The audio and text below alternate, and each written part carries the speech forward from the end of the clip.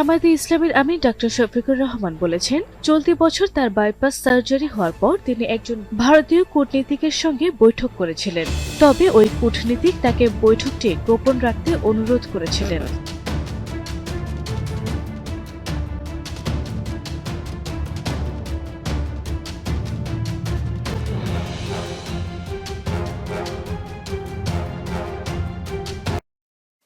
একটা জিনিস দেখবেন, আর একটা কিসমিস, পায়েসের উপরে কিসমিস। পায়েসের উপরে একটা কিসমিস দেওয়ার ছবি দেখার, এটা মিষ্টি দেখে এটা মনটা ভালো হবি। তো একটা জিনিস দেখেন, মিটিং শুরুর আগে স্টেজের সামনে বোতল সুইরা T20 খেলিচ্ছে, দেখেছেন? কেউ থামাইতে পারতেছে না। পারলে নেতাদের মারে। বড় দল হয়ে করবে কি ওরা? নিজের দলে তো কোনো শৃঙ্খলা নাই, রাষ্ট্র চালাইবে, মিটিং সামলাইতে পারে না, তা আবার নিজের দলের মিটিং, তার নিজের দলের কর্মী তাদের। তো যাই হোক, আলোচনায় আসি। প্রথম পয়েন্ট, তারেক রহমান ফেরার ঘটনায় কে কি রোল প্লে করলো? তারেক রহমানের মূল সিকিউরিটি দিল কে? বলেন তো, কে দিল? এটাই হইতেছে কে কি রোল প্লে করলো। এটা একটা বিশাল বার্তা আছে বলে। সেনাবাহিনী কোন স্পেশাল ফোর্স না, র্যাব না, পুলিশ না, SSF না, পুরা দস্তর সেনাবাহিনী। এই জায়গাটা খেয়াল করবেন। স্বরাষ্ট্র মন্ত্রণালয়ের নিরাপত্তা ব্রিফিং আপনি পাবেন সব জায়গায়, কয়া হয়েছে এটা সিভিল ফোর্স করবে, কোথাও সেনাবাহিনী মোতায়েন করা হবে বলা হয়নি। এটার দায়িত্ব ছিল ডিএমপির। দেখেন ডিএমপির ব্রিফিং দেখেন, 2000 পুলিশ সদস্য মোতায়েন থাকার কথা ছিল। পুলিশ দেখেছেন অল্প কিছু দেখতে পারেন, দেখেন নাই। মূলত চারিদিকে ঝাঁকে ঝাঁকে আর্মি। দেখেন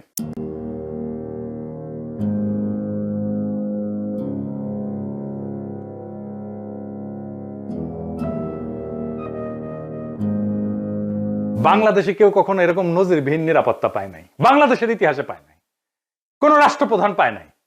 যাই হোক, এই যে আর্মি নিরাপত্তা, এটা প্রফেসর ইউনূসের সরকার সিভিল প্রশাসনকে উপেক্ষা কইরা ওয়াকার দিছে। এটা ওয়াকারের শক্তি প্রদর্শন, ও বুঝায় দেয় সবাইকে যে আর্মি তারেক রহমানের সাথে আছে। বুঝেছ? এটা হইতেছে মেসেজ, হিডেন মেসেজ।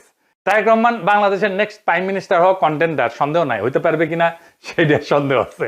তো ওই তো একাই কন্টেন্ডার না, তাই না? ওনার দলের কাছাকাছি সাংগঠনিক শক্তি নিয়ে প্রতিদ্বন্দ্বী রাজনৈতিক জোট দাঁড়াইতেছে। এমন একটা ভাব তৈরি করা হইতেছে তারেক রহমান না থাকলে বাংলাদেশ উচ্ছন্নে যাবে, উনিই পারবেন বাংলাদেশকে পথে আনতে। যাই হোক, আমরা পরের ইস্যুতে যাই।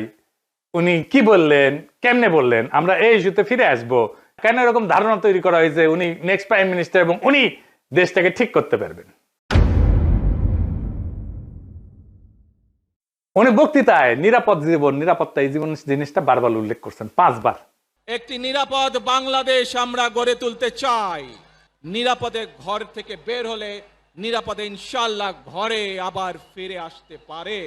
যে কোনো মূল্যে আমাদেরকে নিশ্চিত করতে হবে যাতে মানুষ নিরাপদ থাকতে পারে। শিশু হোক, নারী হোক, পুরুষ হোক, যে কোনো বয়স, যে কোনো শ্রেণী, যে কোনো পেশা, যে কোনো ধর্মের মানুষ যেন নিরাপদ থাকে, এই হোক আমাদের চাওয়া। আজকে বিগত 15 বছর স্বৈরাচারের বিরুদ্ধে শত শত হাজারো গুম খুনের শিকার হয়েছে শুধু রাজনৈতিক দলের সদস্য নয়, নিরীহ মানুষের প্রতিবাদ করতে গিয়ে অত্যাচার নির্যাতনের শিকার হয়েছে, জীবন দিয়েছে। আবারও সকলকে যে কোনো মূল্যে দেশে শান্তি শৃঙ্খলা রক্ষার আহ্বান জানিয়ে যে কোনো বিশৃঙ্খলাকে পরিহার করে ধৈর্যের সাথে মোকাবেলা করার আহ্বান জানিয়ে আমার বক্তব্য শেষ করছি। এটা কোনো দুর্ঘটনাবশত কাকতালীয় ঘটনা না, এই বারবার ফিরে আসা। এটা সেন্ট্রাল থিমেটিক অ্যাঙ্কর তার বক্তৃতার। পুরা বক্তৃতায় ছড়ায় থাকা কোর মেসেজ। এটা শুধু একটা কথার কথা না, পুরা বক্তৃতার একটা নৈতিক ফ্রেম। এই নিরাপত্তা, মানুষের নিরাপত্তা। ভাষণের প্রধান নরমাটিভ ক্লেম, মানুষ যেন নিরাপদ থাকে। নরমাটিভ ক্লেম কারে কয় জানেন তো? জানেন অবশ্যই, তাও কই আর কি। নরমাটিভ ক্লেম বলতে বোঝায় এমন একটা বক্তব্য যে যা কি হওয়া উচিত, কি করা উচিত, বা কোনটা নৈতিকভাবে সঠিক বা ভুল, এই প্রশ্নগুলোর উত্তর দেয়। এটা কোনো বাস্তব বর্ণনা না, এটা মূল্যবোধ, নৈতিকতা এবং আদর্শ নিয়ে কথা বলে। নরমাটিভ ক্লেম সবসময় এরকম হওয়া উচিত টাইপের দাবি, এবং এই নরমাটিভ ক্লেমের বৈশিষ্ট্য সত্য মিথ্যা দিয়ে যাচাই করা যায় না। এটা নৈতিক, রাজনৈতিক বা সামাজিক মূল্যবোধ প্রকাশ করে। এইগুলা নীতি নির্ধারণে ব্যবহার করা হয় এই শব্দটা। উচিত, দরকার, ন্যায়সঙ্গত, অন্যায়, ভালো, মন্দ, এগুলো হইতেছে নরমেটিভ ক্লেম। যেমন ধরেন আমি যদি বলি রাষ্ট্রের দায়িত্ব নাগরিকদের নিরাপত্তা নিশ্চিত করা, এটা নরমেটিভ ক্লেম, বুঝলাও? তারপরে ধরেন গুম খুনের বিচার হওয়া উচিত, এটা নরমেটিভ ক্লেম। সব মানুষের সমান অধিকার থাকা দরকার, এটা নরমেটিভ ক্লেম। কি হওয়া উচিত এটা বলতেছে। আবার দেখেন এই নিরাপত্তা ইস্যুটাই আওয়ামী লেসপেন্সার নবনীতা কথাটাকে দইরা পারলে তারেক রহমান জিন্দাবাদ দেওয়া সিক্কুর দেওয়া ওঠে। দেখে যাও এত আরাম পেয়েছে কেন এই কথায় পার বাকশালীরা, কেন ফাল পারিচ্ছে জানেন? পরে আসিচ্ছি সব একসাথে নিয়া এইটা যখন এপিসোড যখন শেষ করবো তখন এটার উত্তরটা পাবেন। এই নিরাপত্তা কথাটা কেন নবনীতার এত পছন্দ, আওয়ামী লীগের এত পছন্দ, সেটা একটু বুঝে দেখে আসেন। এই নিরাপত্তা কথাটাই নবনীতার নেত্রীরা বাঁচাবে, আওয়ামী পান্ডাদের বাঁচাবে। এই নিরাপত্তা কথাটাই আর্মির দুর্বৃত্ত জেনারেলদের বাঁচাবে। উনি গুমের কথা বলছেন, কিন্তু কে করছে, কারা করছে সেটা বলেন নাই। তাদের বিচারের কথা বলেন নাই, 2024-এর শহীদের কথা বলেন নাই, এমনকি আবু সাইদ মুগ্ধর কথা বলেন নাই। উনি নিরাপত্তা সবার উপরে রাখছেন, শহীদদের উপরে রাখছেন। উনি হাসিনাকে ফ্যাসিস্ট পর্যন্ত বলেন নাই, স্বৈরাচার বলছেন। বিগত 15 বছর স্বৈরাচারের বিরুদ্ধে শত শত হাজারো গুম খুনের শিকার হয়েছে শুধু রাজনৈতিক দলের সদস্য নয়, নিরীহ মানুষের প্রতিবাদ করতে গিয়ে অত্যাচার নির্যাতনের শিকার হয়েছে, জীবন দিয়েছে। আমাদের সমাজের প্রথম রাজনৈতিক কর্তব্যটা কি এখন? দুইটা জিনিস তো, একটা হাসিনার অপরাধের বিচার, হাসিনার প্রশাসনের অপরাধের বিচার, নাম্বার 2 রাষ্ট্রের সংস্কার, তাই তো? আর তো কিছু না। কিন্তু উনি দুইটার কোনোটাও টাচ করলেন না। উনি নিরাপত্তা, মানুষের নিরাপদ জীবন দিয়ে ন্যায় বিচার, সংস্কার সবকিছু উড়াই দিলেন। তাইলে এই ভাষণ আমাদেরকে কোথায় নিয়ে যাচ্ছে? আমাদের এখন একটা সোজা প্রশ্ন তুলতে হবে যে রাজনৈতিক ভাষণের নিরাপত্তা যখন প্রধান ফ্রেম হয়ে ওঠে তখন ন্যায় বিচার কোথায় যায়, সংস্কার কোথায় যায়? এই প্রশ্নটা বুঝতে হইলে আগে একটা পার্থক্য বুঝতে হবে। আসেন সেটা বুঝে দেখি। ন্যায় বিচার ফ্রেম ন্যায় বিচারের প্রশ্ন তোলে, কে অপরাধ করছে, কার দায়, কার শাস্তি, কি শাস্তি, কোন আদালতে, এইগুলো কেন্দ্রে থাকে, মানে অ্যাকাউন্টেবিলিটি। আর নিরাপত্তা ফ্রেমে এটাতে কি থাকে? এইদিকে লেখেন মানুষ যেন ভয় না পায়, সংঘাত না হোক, আর কোনো ঝামেলা না হোক, স্থিতিশীলতা আসুক, সবাই নিরাপদ থাকুক, এটার কেন্দ্রে থাকে স্ট্যাবিলিটি। এই তারেক রহমানের বক্তৃতায় নিরাপত্তা ফ্রেমটা ন্যায় বিচার ফ্রেমের উপরে বসানো হয়েছে, সবার উপরে। কিভাবে? গুম খুন বলা হয়েছে, কিন্তু বলা হয়নি কে করছে, কোন বাহিনী করছে, কিভাবে বিচার হবে। কিন্তু বলা হচ্ছে যে কোনো মূল্যে যেন মানুষ নিরাপদ থাকে। এই এক লাইনে যেটা ঘটে যায় সেটা অতীতের সমস্ত অপরাধ ভবিষ্যতে স্থিতিশীলতা দিয়ে ঢাইকা দেওয়া হয়। বিচারের বদলে স্ট্যাবিলিটি, জাস্টিসের বদলে শান্তি, এটাই জাস্টিস, ন্যায় বিচার, বিচারকে ডিনাই করার কৌশল। বিচার সংস্কার এটা যদি কেন্দ্রীয় কথা হইতো তাইলে বিচার, দায়, ট্রাইব্যুনাল, সংস্কার এগুলোই মূল বক্তব্যের বিষয় হতো, বারে বারে আসতো। কিন্তু এখানে আসছে মানুষ যেন নিরাপদ থাকে, মানে ন্যায় বিচার পরে, নিরাপত্তা আগে। নিরাপদ থাকবে কেমনে? যে অপরাধগুলো হয়েছে সেটার বিচার না হলে নিরাপত্তা কোত্থেকে আসবে? এটা ইচ্ছা করে করছে? হ্যাঁ, ইচ্ছা করে করছে।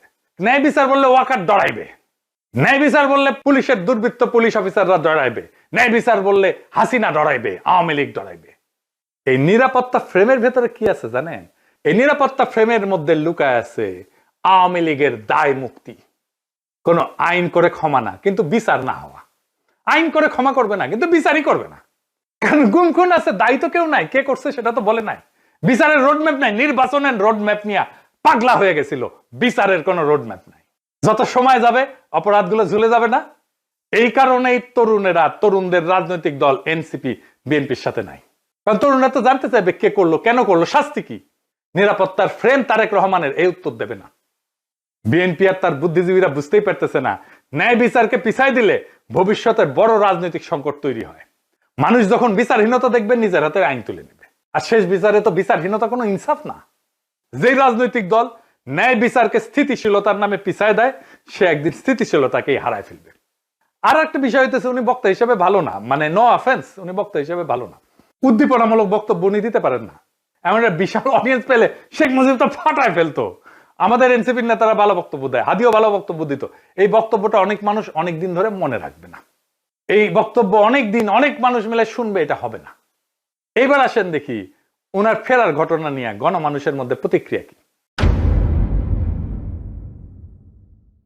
আমরা তো আগে বুঝলাম এই সমাবেশ কোনো বড় উদ্দীপনা জাগাইতে পারে নাই মানুষের মধ্যে, কিন্তু মিডিয়া যা হাইপ তুলছে তা বিস্ময়কর। এমন তেলাইতেছে, তারে মার্টিন লুথার কিং বানাই দিছে, এমন তেলাইতেছে তারেক রহমানকে যে তারেক রহমান ভবিষ্যতে প্রধানমন্ত্রী কইয়া পরিচয় করাইতেছে। এটা দেখা খুবই বিরক্তিকর। মিডিয়া হাইপ তুলছিল 2004 সালে ভারতীয় লোকসভা নির্বাচনে, ইন্ডিয়া শাইনিং কইয়া বিজেপি নির্বাচনে নামছিল, গোহারা হারিছে। হিলারি ক্লিন্টন কেও মিডিয়া একদম হাইপ তুলছিল 2016 সালে, গোহারা হারছে ট্রাম্পের কাছে। ব্রেক্সিটেও প্রেডিকশন ছিল ব্রিটেন ইউরোপিয়ান ইউনিয়নে থাকবে, থাকে না, এটা মিডিয়ার প্রেডিকশন ছিল। মিডিয়া ফ্রেম করতেছে তারেক রহমানকে ভবিষ্যতে প্রাইম মিনিস্টার হিসেবে, এটা হবে বিএনপির জন্য ডিজাস্টার। ঐতিহাসিকভাবে প্রমাণিত যে জনগণ মিডিয়ার ভুল বা বায়াস প্রেডিকশনকে কেবল ভুল হিসাবে পাঠ করে না, তারা এটাকে ম্যানিপুলেশনের চেষ্টা হিসেবে বোঝে। 2016 সালের নির্বাচনের পরে পিউ রিসার্চ সেন্টার ধারাবাহিক জরিপ করছিল, এখানে বলতেছিল যে মিডিয়া ট্রাস্ট কনজারভেটিভদের মধ্যে এইটা ইতিহাসের সবচেয়ে নিচে নামে আসছে। মিডিয়ার ট্রাস্ট, মিডিয়ার বিশ্বাস। এবং অনেক তথ্যদাতা সরাসরি বলছে যে মিডিয়া আমাদেরকে বলার চেষ্টা করছে যেটা হবে, এবং তারা ভুল বলছে। এটাকে এজেন্ডা সেটিং হিসেবে মানুষ দেখে, মিডিয়া কভারেজ হিসেবে দেখে না। ফুকুয়েটারে বলছিল যখন জ্ঞান বর্ণনা না করে মিডিয়া নির্দেশ দিতে চায় জনগণকে, তখন তার ক্ষমতায় রূপ নেয়। তারা তারেক রহমানের ক্ষমতা তৈরি করতেছে, মিডিয়া ক্ষমতা, ভার্চুয়াল ক্ষমতা তৈরি করতেছে। আর হান্না আন্ড্রেড বলছিল যে এমন ক্ষমতা জনগণ নীরবে সহ্য করে না, সে প্রত্যাখ্যান করে। তাই বহু নির্বাচনে আমরা দেখি জনগণ ব্যালট ব্যবহার করে কেবল কোন প্রার্থীর বিরুদ্ধে না, ভবিষ্যতে আগেই লিখে রাখা মিডিয়া ন্যারেটিভের বিরুদ্ধে প্রতিশোধ নেয়। তাকে বাংলাদেশের রাজনীতিতে অপরিহার্য প্রতীকে পরিণত করা হয়েছে। তারেক রহমানের রাজনৈতিক শক্তি যেদিন থেকে তারেক রহমানকে রাজনীতিতে অপরিহার্য প্রতীকে পরিণত করা হয়েছে, তারেক রহমানের রাজনৈতিক শক্তি সেদিনই শূন্য হয়ে গেছে। তারেক রহমানকে সারা বিপ্লব হইল না একটা, ওনাকে সারা তো ওনাকে সারা দেশ বাঁচবে না, রাষ্ট্র বাঁচবে না, এটা একটা কথা। জনগণের কোনো এজেন্সি নাই, যে নেতাকে অপরিহার্য বানানো হয় সে আর কোনো রাজনৈতিক অ্যাক্টর থাকে না, সে পরিণত হয় একটা স্থির মূর্তিতে যাকে সবাই রক্ষা করে কিন্তু কেউ চালাইতে চায় না। কারণ রাজনৈতিক অ্যাক্টর হওয়ার মানে হইল সিদ্ধান্ত নেওয়া, আর অপরিহার্য হওয়ার মানে হইল সিদ্ধান্ত এড়ায় যাওয়া। সিদ্ধান্ত মানেই ঝুঁকি, আর ঝুঁকি মানেই প্রতীকের ক্ষয়। তাই সেই নেতার চারপাশে এমন এক সুরক্ষা বলয় তৈরি করা হয় যেখানে প্রত্যেকটা সম্ভাব্য সিদ্ধান্ত আগে আটকায় যায়। সে কথা বলে সাবধানে, নড়ে অনুমতি নিয়া, কার্যত উন্নতের সিদ্ধান্তের বাহক হইয়া ওঠে। আর সে ব্যর্থতার দায় নিতে পারে না, কারণ দায় নেওয়া মানে তো মানুষের কাতারে নামায় না, সেই প্রতীক ভেঙে যাওয়া, যে অপরিহার্য ফ্রেম তৈরি করা হয়েছে, এই ন্যারেটিভ ভেঙে যায়। ফলে রাজনীতি ব্যক্তির হাত ধরে আগায় না, ওই ব্যক্তিকে ঘিরে জমে থাকে, জমাট হইয়া থাকে। তারেক রহমান কোন সিদ্ধান্ত নিতে পারতেছে না, আমি দেখাই দেবো সিদ্ধান্ত নিতে পারতেছে না, ওটা আমি দেখাই দেবো এই কয়েকদিনের মধ্যেই। এই অবস্থায় নেতার উপস্থিতি শক্তির চিহ্ন না, বরং স্থবিরতার প্রমাণ। অপরিহার্য নেতা মানে শক্তিশালী নেতা না, অপরিহার্য নেতা মানে এমন একজন যাকে ব্যবহার করা যায় না, শুধু পাহারা দেওয়া যায়। তাই দেখতেছেন না, খালি পাহারা আর পাহারা, নজিরবিহীন পাহারা। এত পাহারা বাংলাদেশের ইতিহাসে কেউ পায় নাই। উনি কিচ্ছু করতে পারবেন না, রাজনীতি তো দূর কি বাদ, কিছুই করতে পারবেন না। আর বড় দল কিন্তু চিপসের প্যাকেটের মতো বেশিরভাগই বাতাস, মিচিয়ানা চিপস। দলের প্রধান নেতা আসবে, মির্জা ফখরুল বলল তারেক রহমান যেদিন আসবে সেদিন দেশ যেন কাঁপা ওঠে, কাঁপুনি দিবে। কাঁপাকাঁপি করতে গিয়া একটা প্রোগ্রাম নিছে, পঙ্গু হাসপাতালে আহত জুলাই যোদ্ধাদের দেখতে যাবে তারেক রহমান। আসার পরে দেখা গেল পঙ্গু হাসপাতালে জুলাই যোদ্ধা নাই, একজনও নাই। এটা কারোই মাথায় আসেনি, তারেক রহমানেরও মাথায় আসেনি যে ওখানে আসলে কেউ আছে। 3টা না 4টা প্রোগ্রাম তো কয়দিনে, তাই না? এতদিন ধরে প্রস্তুতি নিচ্ছে। আচ্ছা, জুলাই যোদ্ধা কে কে আছে? উনি গেলে কোন ওয়ার্ডে যাবেন, কার সাথে দেখা করবেন, কি নিয়ে যাবেন, কোনো পরিকল্পনা নাই। এই হইতেছে রাষ্ট্র ক্ষমতায় যাবে যে দল, সেই দশের প্ল্যানিং দেখেন। রাজনীতি আগাইলো, ওরা তো কাঁপাইতে চাইতেছেন, রাজনীতি করতে চাইতেছেন না, স্পেকটাকাল দেখাইতে চাইতেছেন। পলিটিক্যাল লিডারের স্পেকটাকাল হইতেছে তার বক্তৃতা, তার রাজনীতি। কত লোক দেখতে আসছে জনসভায়, কত লোক হাজির হয়েছে, এটা স্পেকটাকাল না। কাঁপায় দিছে কিনা এটা পলিটিক্যাল স্পেকটাকাল না। আর পাবলিক সাফারিংস, এইটার জন্য কি পাবলিক সাফারিংস হয়েছে? তাহলে ফাইনালি ওনার যে এই হোম কামিং, দেশে ফিরে আসা, এর পিছনে আসলে কি? এইটা হইতেছে এক ত্রিভুজ প্রেমের লম্বা কাহিনী। ত্রিভুজ প্রেম কইলে এটা ঠিক জমে না, অন্য কিছু কইলে ভালো হইতো, আর একটু দুষ্টু কথা কইলে ভালো হইতো, আমি আর কইব না ওইটা। তো যাই হোক, বুঝাই দিয়েছেন কি কইতে চাইতেছি আর কি, বুঝছাও। তো মানে ত্রিভুজ প্রেমে তো একজন ছেঁকা খাইতে হয়, এটি না, এটি তিনজনই মজা পায় আর কি, বুঝছাও। তো যাই হোক, তো এই ত্রিভুজ প্রেমের 3 অ্যাক্টর হইতেছে ওয়াকার, এডিটর সাহেব, এটা ত্রিভুজ আকাম, এটা ওয়াকার একদিকে বিএনপি আর ইন্ডিয়া। ওয়াকার আর দুর্বৃত্ত জেনারেলের লাগবে গুমের বিচার থেকে বাঁচা, ইন্ডিয়ার লাগবে আগের জমিদারি ফিরে পাওয়া, আর বিএনপির লাগবে ক্ষমতা। এই 3 শক্তি এক হইছে, একজনকে আর একজনের লাগবে। ওয়াকারের বিএনপি আর ইন্ডিয়াকে লাগবে, বিএনপির ওয়াকার আর ইন্ডিয়াকে লাগবে, আর ইন্ডিয়ার ওয়াকার আর বিএনপি কে লাগবে। কি মজা! এইটাই হইতেছে বন্দোবস্ত, এদের মধ্যে বন্দোবস্ত হয়ে গেছে। ইন্ডিয়া আনন্দবাজারে রিপোর্ট করে ইঙ্গিত দিছে আমরা আছি তারেক রহমানের সাথে, ওয়াকার শক্তি দিয়ে ইঙ্গিত দিছে আমরা আছি তারেক রহমানের সাথে, তারেক রহমান বক্তৃতা দিয়ে ইঙ্গিত দিছে আমরা আছি তোমাদের সাথে। শান্তি আর শান্তি, নিরাপত্তা, এর বাইরে আর কিছু হবে না। গুমের বিচার হবে না, সংস্কার হবে না, কিসের ভাল। আর আওয়ামী লীগ নমনেতাদের দিয়ে বার্তা দিছে। শুধু তাই না, এই যে দেখেন আশরাফুল আলম খোকন, হাসিনার পিএস, কি বলে দেখছেন? তারা বলে তারা বিএনপির পাশে দাঁড়াইছে। আবার দেখেন আরেকজন, দেখেন আওয়ামী লীগ, তার প্রোফাইল পিকচার দেখেছেন? হ্যাঁ, সঞ্জিদা খাতুনের ছবি দিছে, সেরা ছবিটা দিছে, দুঃখ ভাব একটু, বুঝছাও। তো ওই কয় যে গরু দুধ দেয় তার নাকি লাথি খাওয়া যায়, মানে বিএনপি দুধ দিচ্ছে এখন। বিএনপির আবার দুধও আছে। না আছে তো, না আছে আছে, সত্যি আছে, আমি মিছা কথা কইতেছি না, আমি দুষ্টামি করেছি না। বিএনপির দুধু আছে, আসলেই আছে। এই যে দেখেন বিএনপির দুধু, দেখি বিএনপির দুধু আছে, তো বিএনপির দুধু দিয়ে দিছে আওয়ামী লীগকে। যাই হোক, আপনি কিছুদিন পরে দেখবেন তার নাস্তিক গুলা দাঁড়াইতেছে বিএনপির পাশে এবং তারা বলতেছে আমরা বিএনপি কে ভোট দিব। আমি দেখাই দিব, বলতেছে তারা পার নাস্তিক, যাদেরকে ঘৃণা করেন আপনারা। বিএনপি কে ক্ষমতা আনার জন্য এই সবগুলো শক্তি এক হয়েছে। কেন্দ্র দখল করবে, প্রশাসনকে কাজে লাগায়, পুলিশকে কাজে লাগায়, গুন্ডা আর হুন্ডা দিয়ে নির্বাচন হবে, আর্মি বসে থাকবে, অথবা আর্মিও পিটাবে পাবলিককে, ব্যালট বাক্স লুট হবে। আওয়ামী লীগের পুরো সংগঠন বিএনপির জন্য কাজ করবে, টাকা আসবে, খালি টাকা আর টাকা, লুট করা টাকা ফেরত আসবে, কিছু টাকা বিএনপি নির্বাচনের জন্য কাজে লাগবে। এই জন্য খোদা বক্সকে সরাই দিছে প্রফেসর ইউনূসের সরকার। প্রশাসন, পুলিশ, জেনারেলরা মাথায় রাখেন, এই নির্বাচন আমাদের আজাদির নির্বাচন। সংসদের কাজ রাষ্ট্রে ইনসাফ কায়েম করা। আমার আগের ভিডিওটা দেখে নিয়েন, বিস্তারিত আলাপ করছি কিভাবে সংসদ আইন তৈরির মাধ্যমে সমাজের মাঝে থাকা ইনসাফের ধারণা রাষ্ট্রের আইনের মধ্যে ঢুকে দেয়, রাষ্ট্রকে ইনসাফমুখী করে তোলে সংসদ। এই ইনসাফের রাষ্ট্রই আমাদের আজাদির দিকে নিয়ে যায়। আমাদের প্রত্যেকটা ভোটকে আমাদের মাঠে রক্ষা করতে হবে। প্রশাসন যদি গণরায়কে ছিনায় নিতে চায়, তাহলে ভোট ডাকাতদের এইবার বিতাড়িত করব বাংলাদেশ থেকে। আর এইবার প্রশাসনের, পুলিশের কাউরে যদি পক্ষপাত করতে দেখা যায়, কোনো মাপ কিন্তু নাই। আগামীর সরকার বিএনপির হবে না, প্রফেসর ইউনূসের সরকারের মতো ধ্বজভঙ্গ সরকারও হবে না। তাই খুব খেয়াল, ভোট রক্ষার লড়াইয়ের জন্য তৈরি হন। এইবার ভোট দিলেই হবে না, কেন্দ্র পাহারা দিতে হবে, প্রত্যেকটা ভোটকে আমাদের রক্ষা করতে হবে। আর এক নতুন ভোট আনার লড়াইয়ের জন্য তৈরি হন। ইনকিলাব জিন্দাবাদ।